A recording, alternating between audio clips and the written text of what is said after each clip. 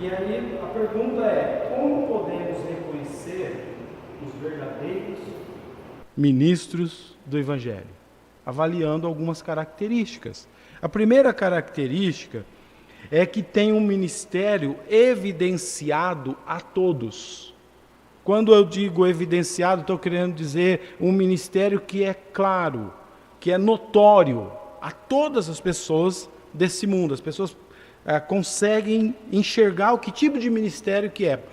Portas abertas, não temos nada de secreto aqui. As pessoas conseguem saber o que é que nós fazemos aqui nessa igreja. Tem um ministério evidenciado a todos. Acompanhe comigo nos primeiros 2 versículos desse capítulo, que diz assim: pelo que tendo esse ministério, segundo a misericórdia que nos foi feita, não desfalecemos.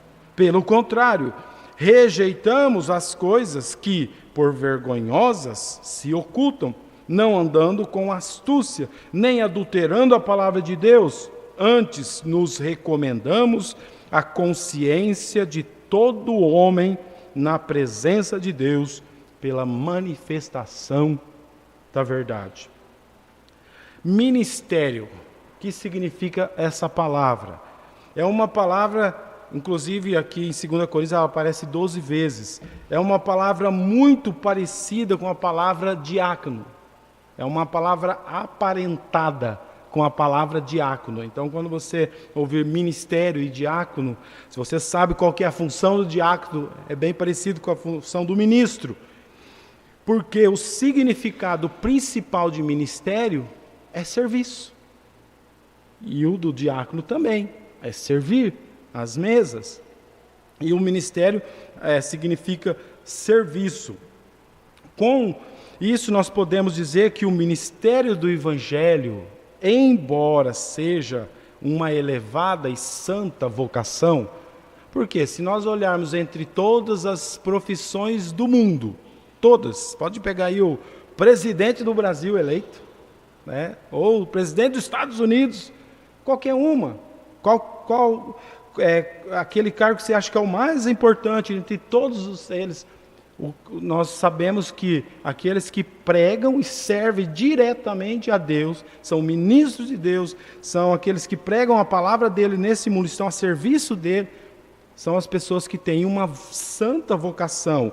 É uma vocação elevada, porque depende do chamado de Deus, não é qualquer um. Porque qualquer outro cargo depende das pessoas para essa pessoa ter aquele cargo. Agora, para ser um ministro do Evangelho, ele precisa do chamado de Deus. E existe alguém mais importante do que Deus?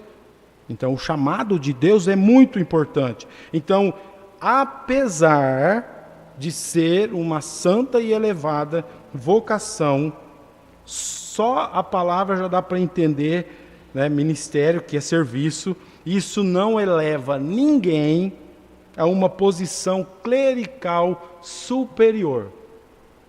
Porque se é ministro, é servo.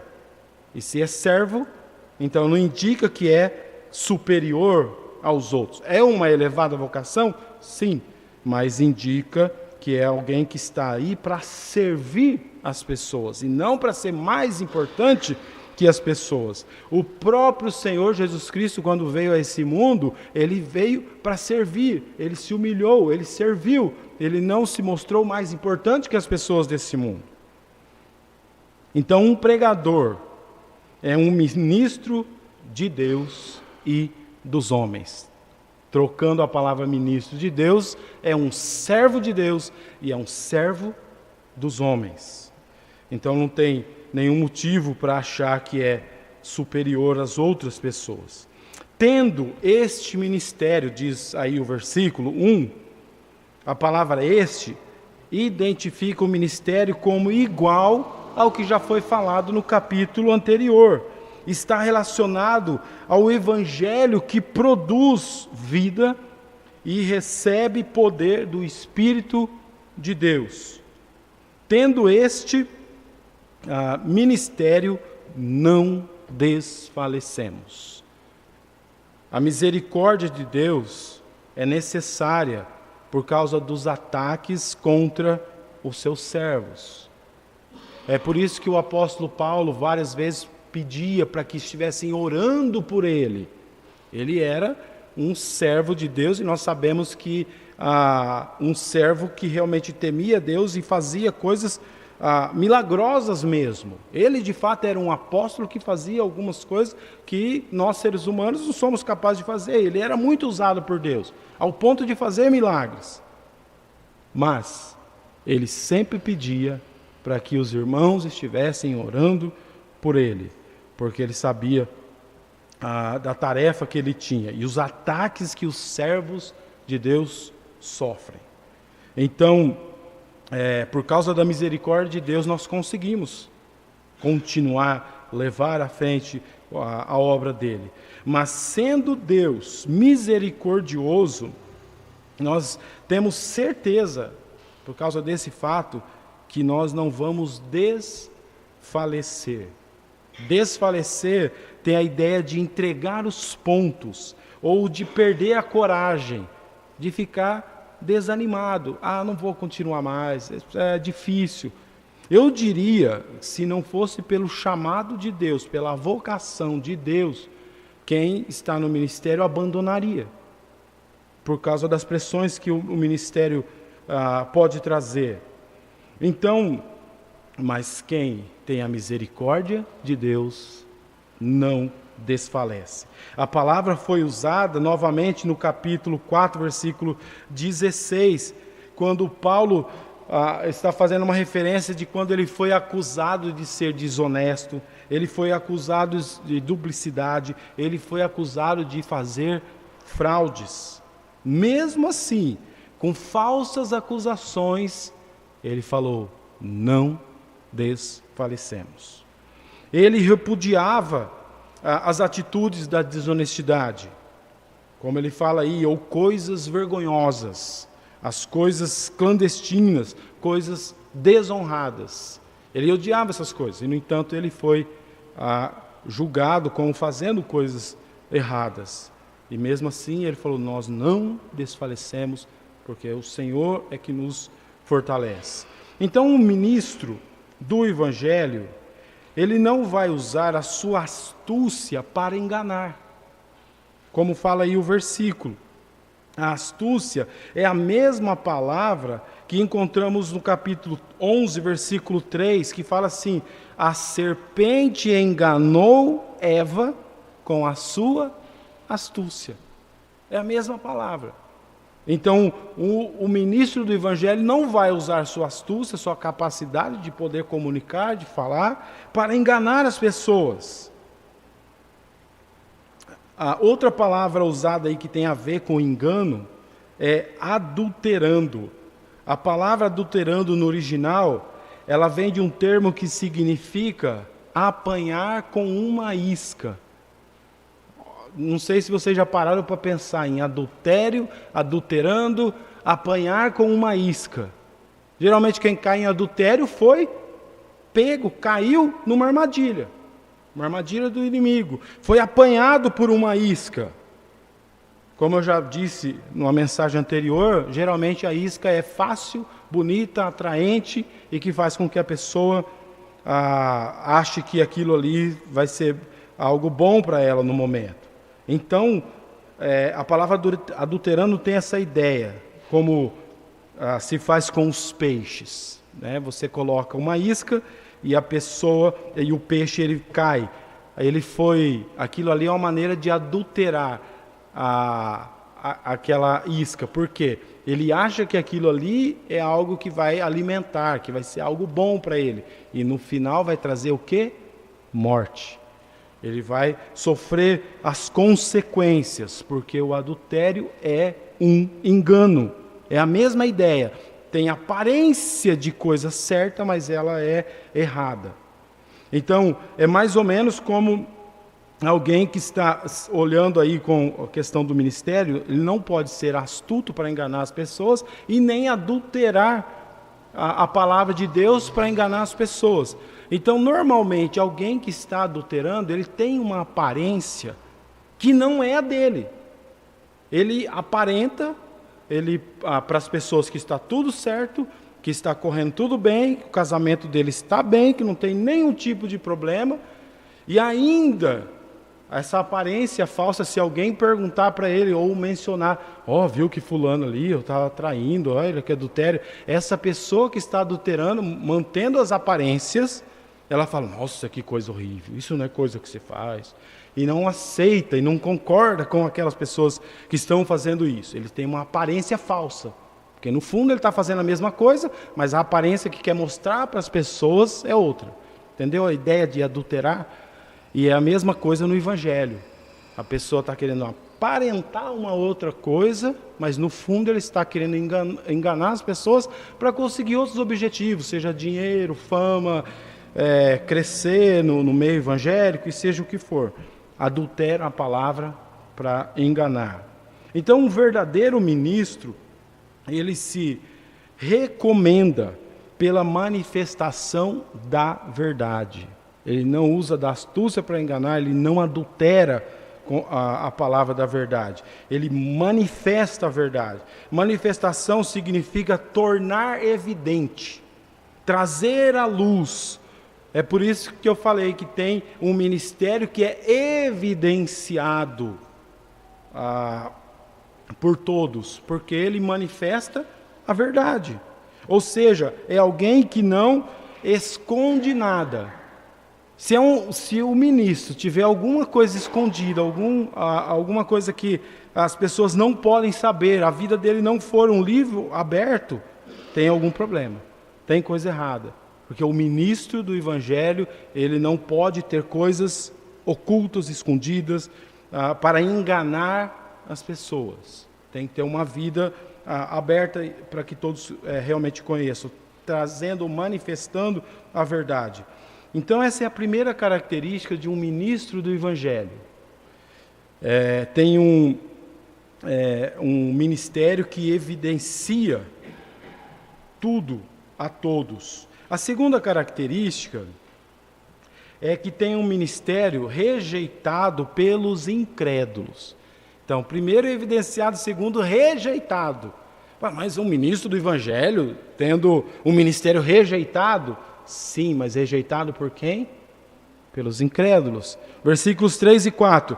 Mas se o nosso Evangelho ainda está encoberto, é para os que se perdem que está encoberto, nos quais o Deus desse século cegou o entendimento dos incrédulos, para que lhes não resplandeça a luz do Evangelho da glória de Cristo, o qual é a imagem de Deus. Mas se o nosso Evangelho ainda está encoberto, a palavra encoberto significa velado. Nós vimos no capítulo anterior que velado tem a ver com o véu que cobriu o rosto de Moisés. Então, velado, encoberto. A forma nominal da palavra, ela foi usada no capítulo 3, versículos 15 e 16. Que nós vimos que, mesmo que o Evangelho fosse pregado, aquelas pessoas que estavam acreditando na lei de Moisés, elas ainda estavam veladas, cegas, elas não iriam conseguir entender. Então, os que se perdem são literalmente os que estão perecendo. Essas pessoas que estão com as vistas cobertas, estão perecendo, caminhando para o inferno. Não quer dizer que estejam em um estado revogável. Não é porque as pessoas estão perecendo ou caminhando para o inferno porque estão perdidas, quer dizer que não tem mais solução, que é um estado irrevogável. Não, enquanto está vivo, há a esperança. E nós temos que orar por essas pessoas que nós amamos e queremos que elas entendam a verdade do Evangelho e falarmos o Evangelho para elas, porque enquanto estiver vivo, há esperança. Porém, apesar da uniformidade e clareza da pregação do Evangelho, nem todos aceitam a mensagem. Muitas vezes pregamos o Evangelho de forma clara, simples, explicamos exatamente o que a palavra explica, mas nem todos aceitam. Eu lembro de um homem que eu evangelizei aqui em Olímpia, eu fiz todos aqueles estudos com ele, e no final ele falou assim: não tem como negar que está certo tudo o que você falou, que realmente a pessoa precisa crer em Cristo para ser salvo e crer nele exclusivamente. Ele falou, não tem como explicar melhor do que já foi explicado, mas eu não consigo crer. E eu não pude fazer nada, porque ele entendeu exatamente a mensagem, mas ele não quis aceitar. Mesmo com uma mensagem simples, clara, muitos não se convertem. O fato é que o Evangelho é um quebra-cabeça para muitas pessoas. É algo que é complicado para algumas pessoas. Não conseguem entender como que pode alguém ir para o céu por fazendo isso, ou fazendo aquilo, ou não fazendo isso, ou não fazendo aquilo. Começam a imaginar tantas coisas e acham complicado a questão de ir para o céu. Tanto é que nós perguntamos para as pessoas, você tem certeza que se você morrer hoje você vai para o céu? Muitos respondem, ninguém sabe. Eu não tenho certeza. Infelizmente, até os evangélicos, a maioria dos evangélicos não tem certeza que se morrerem vão para o céu. Eles, quando perguntam para alguns evangélicos, não sei se eu estiver em pecado bem na hora que eu morrer. Eles não têm certeza da salvação. Porque o evangelho que está sendo pregado aí, muitas vezes não é aquele evangelho que deveriam ouvir. O fato é que para muitas pessoas é algo complicado. Isso não é pela obscuridade do Evangelho e nem pela forma que ele é apresentado que as pessoas não se convertem. Porque às vezes falam, mas não se converteu porque não foi muito claro. Não foi apresentado de uma forma dinâmica. Faltou alguns detalhes. Não é por causa disso. É porque as mentes das pessoas estão veladas. Como diz aqui o nosso versículo, encoberto. Se o nosso evangelho ainda está encoberto, ou seja, está fechado, as mentes veladas. A rejeição é por causa dos perdidos, e não é por causa da forma como o evangelho é apresentado. Eu lembro, eu sempre conto isso, quando eu comecei a ir na igreja, eu me converti cedo, com 15 anos, e naquela época o pastor João fazia apelos, acabava a mensagem e ele falava, quem quer receber Cristo como Salvador, vem à frente. A gente cantava uma música, cantava uma estrofe, e nos intervalos ele ia falando para as pessoas ir à frente. E a gente sabia as pessoas que ainda não tinham recebido Cristo como Salvador, e as pessoas não iam à frente. E eu ficava com dó do pastor João, que tinha pregado o Evangelho corretamente, as pessoas não estavam entendendo e aceitando o desafio de aceitar Cristo. Depois, com o tempo, eu comecei a ver que eu não tinha que ter dó dele, mas sim das pessoas que não estavam aceitando a mensagem. Essas pessoas sim estavam caminhando para um lugar de eterno tormento. Ele já tinha feito a parte dele, tinha certeza da salvação, por que ter dó dele? Tinha que ter dó das outras pessoas e orar por elas. Ora, diz assim, 1 Coríntios 2,14, o homem natural não aceita as coisas do Espírito de Deus, porque eles são loucura. E não podem entendê-las porque elas se discernem espiritualmente. Então as pessoas que não têm Cristo não vão conseguir entender mesmo. Ainda vai achar que é loucura as coisas que nós falamos, porque são coisas espirituais. Precisa da obra do Espírito Santo na vida dessas pessoas para que elas se convertam. Precisa que nós levemos o Evangelho e o Espírito Santo trabalhe em suas vidas. Os perdidos estão nas garras de Satanás. Infelizmente, essa é a verdade. Esse é o evangelho verdadeiro. Tem uma música que alguns conhecem, a coisa está feia, a coisa está preta, mas quem não for filho de Deus está na unha do capeta. Essa música é verdadeira. É exatamente o que o evangelho diz. Quem não é filho de Deus está nas garras de Satanás. Está perdido. Ele é o príncipe desse mundo, diz a palavra. No plano soberano de Deus, ele concede a Satanás certos poderes e determinadas áreas de operação. Então, Satanás tem poder para fazer algumas coisas e tem certas áreas que ele pode operar. Ele pode fazer prodígios, ele pode fazer milagres, ele pode enganar as pessoas através dessas coisas. Satanás cega as mentes dos homens para a luz do Evangelho. Ele se opõe à luz, porque de fato é um império das trevas. Qual que é o império de Satanás? Das trevas, da escuridão. E é por isso que ele se opõe à luz, porque a luz traz liberdade. A pessoa começa a enxergar a verdade e começa a mudar de vida. E ele se opõe a essa luz. O fato é que as pessoas perdidas não adoram a Deus, adoram Satanás. Algumas fazem abertamente, elas falam abertamente, eu adoro Satanás mesmo, já ouvi falar isso. Eu tinha um patrão, quando eu era ourives, e ele falava, quando eu morrer eu vou para o inferno, vou pegar o garfo dele e vou furar todos os políticos que vai estar lá. Ele ficava falando, eu vou para o inferno, ele falava, não tem jeito. Tem pessoas que falam abertamente mesmo, que está perdida, que vai, Outras não são assim, não falam abertamente que estão perdidos e que se morrerem vão para o inferno. Na verdade, nem querem isso. Mas, querendo ou não, afirmando ou não, a verdade é que sem Cristo, todos são súditos de Satanás nesse mundo. Ter um ministério rejeitado pelos incrédulos, voltando aí a uma característica do ministério, ter um ministério rejeitado pelos incrédulos é uma boa característica. Se eu tivesse um ministério onde a igreja aqui estivesse cheia de pessoas incrédulas porque estavam aceitando o que eu estou falando, então seria uma má característica, porque os incrédulos estariam me aceitando. Mas a verdade é que os incrédulos têm que me rejeitar mesmo, porque coisas que eu estou falando hoje aqui não são agradáveis. Quem quer ouvir isso? Isso é para rejeição.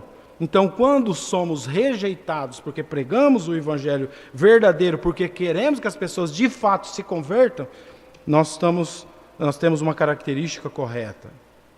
Temos que apresentar o evangelho aos perdidos e confiar os resultados a Deus.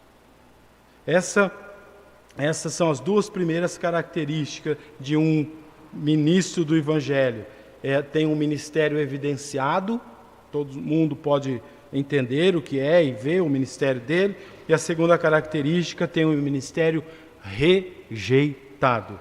A terceira característica, versículo 5, tem um ministério restritivo na pregação. Olha o versículo 5 aí. Porque não nos pregamos a nós mesmos, mas a Cristo Jesus como Senhor e a nós mesmos como vossos servos, por amor de Jesus. A pregação bíblica deveria ficar restrita a Cristo. Nós não devemos pregar para nos exaltar, para aparecermos para as pessoas, mas Cristo tem que ser exaltado na pregação bíblica.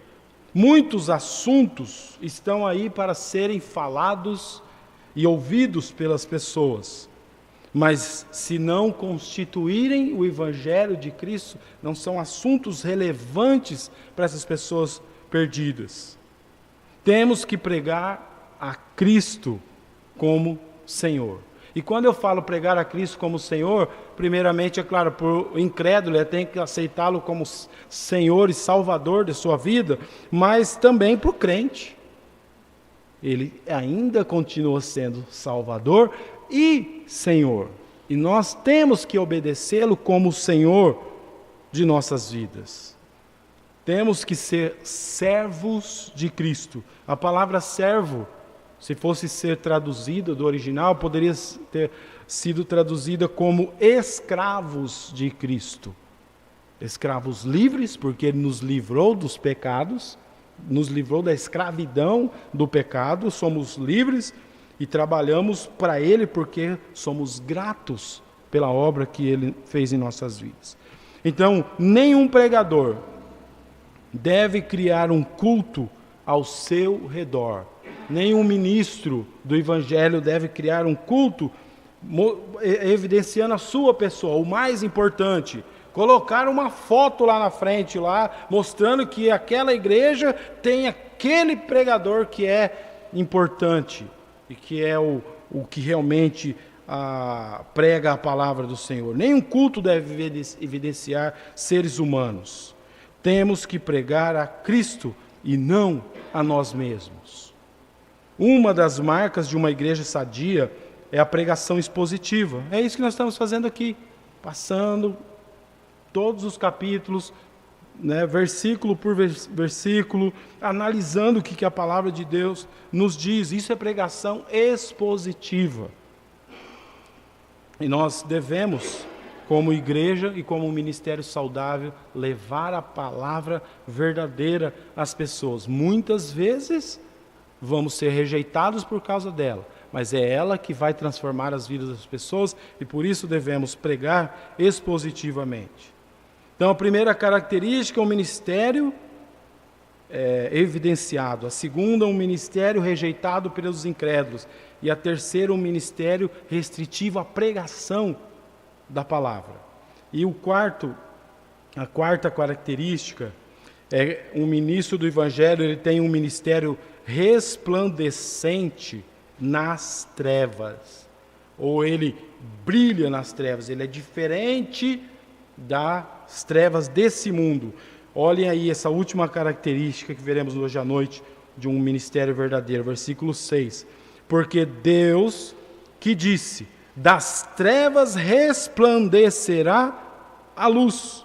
Ele mesmo resplandeceu em nosso coração, para a iluminação do conhecimento da glória de Deus na face de Cristo. Os homens já estão cegos. Quando nascemos nesse mundo, nascemos cegos. E Satanás bloqueia a luz do Evangelho. Como então uma pessoa pode ser salva? Ela nasce cega, Satanás não quer que ela ouve o Evangelho, como que ela pode ser salva? Felizmente, os versículos 3 e 4 são contrabalançados pelo versículo 6. Deus é luz.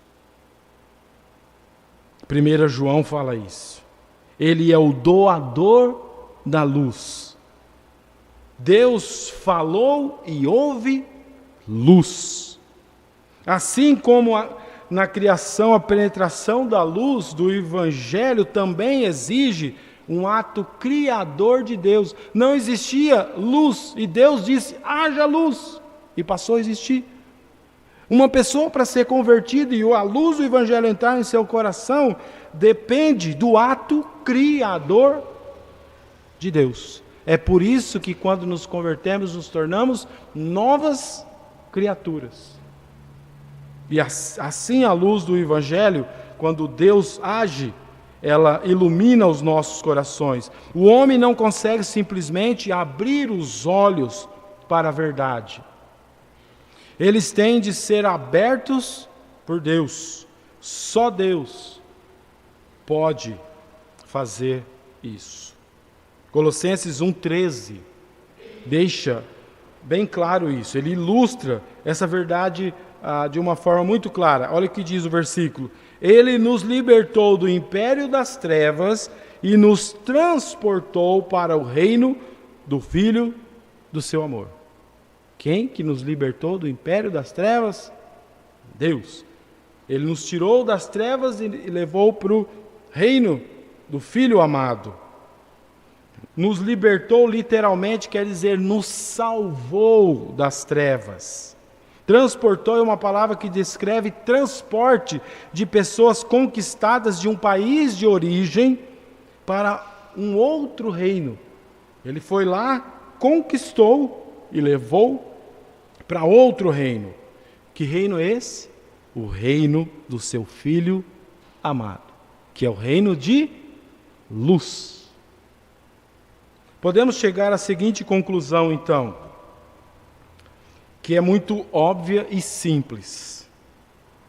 Uma igreja, para ter um verdadeiro ministério do Evangelho, ou um verdadeiro ministro do Evangelho, precisa ter um ministério evidenciado a todos. É claro, todos conseguem enxergar. Não é um ministério ou um ministro que tem uma vida obscura, que esconde as coisas. tem que ter um ministério rejeitado pelos incrédulos. É uma má notícia quando todos aceitam, mas quando os incrédulos rejeitam, é porque a palavra da verdade está sendo pregada. Outra característica é um ministério restritivo à pregação da palavra, e não à pregação de pessoas, de filosofias, vãs filosofias, pensamentos das pessoas desse mundo. E também é um ministério que resplandece nas trevas. Ele é resplandecente nas trevas. Ou seja, é diferente. As pessoas vão perceber que nós que somos convertidos do Senhor Jesus Cristo, somos diferentes das pessoas que estão ainda no império das trevas. Porque a palavra diz que no momento que nós nos convertemos, nós nos tornamos luz. Nós somos o sal da terra, nós somos a luz do mundo. E por isso que nós resplandecemos nas trevas. Que essas características sejam cada vez mais evidentes no ministério dessa igreja, nos nossos ministérios, nas nossas vidas, para que possamos glorificar e honrar o nosso Deus com o ministério que Ele estabeleceu aqui.